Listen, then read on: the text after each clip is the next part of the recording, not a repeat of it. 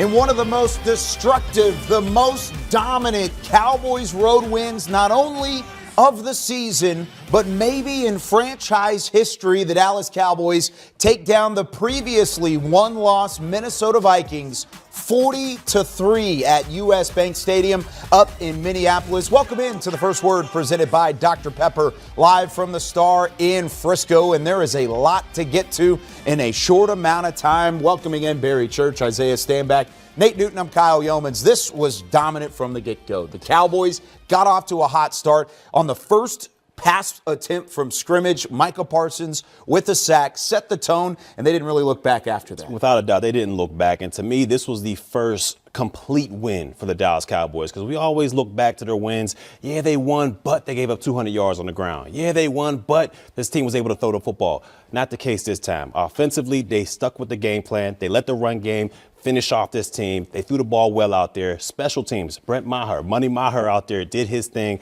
was killing the field goal percentage. And then defensively, the Vikings fell right into the Cowboys' trap. They fell down 2 scores early on, and they let that defensive line do what they do best, and that's hunt the quarterback. Kirk Cousins had no chance back there. He looked confused. He looked scared out there the entire afternoon. Pass rush after pass rush after pass rush. The waves just kept coming for this Dallas Cowboys defense, and they were able to put away the Vikings even before halftime. Disrespect. This game was just purely disrespectful. What Dallas did to the Minnesota Vikings and their 8-1 record, that was textbook. This is exactly how you draw it up. We've talked about it here on a pregame show before. We talked about it on a special edition. When Dallas is able to get up and early in the game, it creates a bad situation for teams simply because of this pass rush that Dan Quinn has been able to elicit. And what you're seeing here is Dallas getting their confidence back. You're seeing Kellen Moore finding a way to score some points. And as long as Dallas is always in a position to score points at will and score points early, teams, I don't care who you are, Nate, dog, teams are going to have problems with this team. You start with Zeke, you start tenderizing, you start beating them up. You ended up with Tony Pollard. What impressed me, fellas, was the third downs, man. After the first half, these guys was 8 for 10. After the first half, 8 for 10 at halftime on third downs. They come into the third quarter, they was 10 for 12. That's with 8 minutes and 15 seconds left. At the end of the game, they was 12 for 17. Third downs, time of possession, 37 minutes, 24 seconds. That's what you need to win a game. That's why the defense could use their superpowers and get after the quarterback. You mentioned the efficiency for the Cowboys offense on third down. Minnesota was just 1 of 11 on third downs in their regard as well. We're going to see the 40-burger up there first. 40 points on the board against the Minnesota defense that had playmakers at all 3 levels. Sure, they were missing some guys out of their secondary, most notably Cameron Dantzler, who's played well on the outside at the cornerback position. But Dallas did everything they wanted to offensively. Kellen Moore called a phenomenal game. You look at Dak Prescott, 22 of 25 passing for 276 yards and a couple touchdowns. They finished with 450 yards of total offense. Barry, what did you see that impressed you the most out of this Cowboys offense? Well, to me, offensively, Dak Prescott out there, he seemed cool, calm, and collected. He had total control of this offense. It seemed like there wasn't a situation that he wasn't prepared for. Last week we saw he kind of forced some passes in there. He had the 2 early interceptions. This week, if the number 1 option wasn't there, number 2 option wasn't there, he's dumping it off to Tony Pollard. He's dumping it off to Schultz, keeping the chains moving. And that's what you love to see from your quarterback. The weapons on the outside, they all perform. Noah Brown, Gallup had some big catches out there, and Tony Pollard. 189 total yards on the offensive side of the football.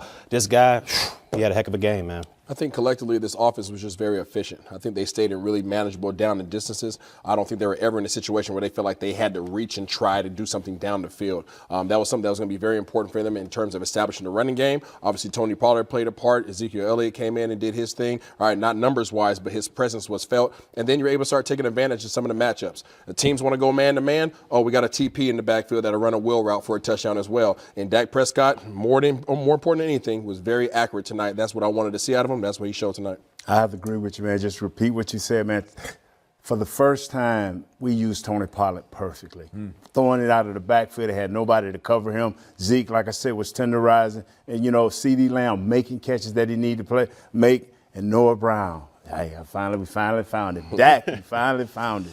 Yeah, Noah Brown with a nice day. But Tony Pollard, 80 yards on the ground, 109 through the air. He had 109 yards receiving, so 189 total. The entire Minnesota offense, 183. Tony Pollard outgained the Minnesota Vikings by 6 yards on his own. So let's talk about the defense in that regard. 7 sacks, most they've had in a single game since 2008 when they had 8 sacks back over a decade and a half ago. What did you see from the defense that really caught your eye and did so from beginning to end? Well, I'm glad, the coaches were looking at the pregame show because they listened to me and they left Micah Parsons on the edge. To me, that's when this defense just flourishes. When this guy is coming off of the edge, creating havoc back there, it's creating one-on-ones for the rest of the defensive line. We saw Sam Williams be able to get to the backfield. We saw DeMarcus Lawrence, Neville Gallimore. Those guys were playing outstanding. And what I love the most about this defense, they were hustling all over the place. If they passed the ball up, they were tracking it down from behind. You've seen defensive linemen running 15 yards down the field just to tackle somebody who has the ball offensively. So to me, this defense, they played an outstanding game. They were flying around the football. Kudos to Dan Quinn and that defense overall. This was personal for the defense today. This is very personal. You heard the murmurs over the last few weeks in terms of them giving up over 200 yards on the ground, back-to-back games. They were tired of hearing that. They were tired of hearing that they're not enough, that they're not doing enough, that these guys aren't making enough plays. So what you see today, you saw the offense play some complimentary ball. They got up early and allowed the dogs to go out there and do exactly what they do, and that means go out there and eat. And they did that all day long against Kirk Cousins. They made life a living heck for him. And I can tell you that right down there. All right, it was rough for him all day long, and they lived in the backfield. Believe me, fellas. Believe me when I tell you this. When the offense do what you do, it allows the defense to do what they do. It just release their superpowers.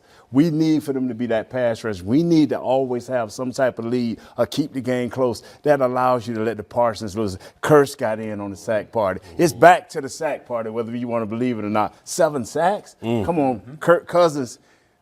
You showed up, bro. The old Kirk Cousins. Ooh, yeah. Nate Newton pulling out the shots here at the end. That's the biggest thing in this win is it shows from week to week just how things can change in the National Football League. You lose last week to Green Bay. Everything looks like it's on the downturn. Then all of a sudden, iron sharpens iron throughout the course of the week. And you iron some things out from a Cowboys standpoint. They get the win in a big-time way. The stats also tell the story. You look at it one side to the other, it was lopsided from the opening kickoff. All 3 phases, offense, defense, special teams, thoroughly outplay the Minnesota Vikings. 40-3, the final score here in week number 11 of the NFL season. We've got more post-game reaction coming from U.S. Bank Stadium. Cowboys OT, Cowboys game night coming up in just a couple of minutes, but that does it for the first word. Barry Church, Isaiah Stanback, Nate Newton, I'm Kyle Yeomans. Cowboys win it big time over Minnesota.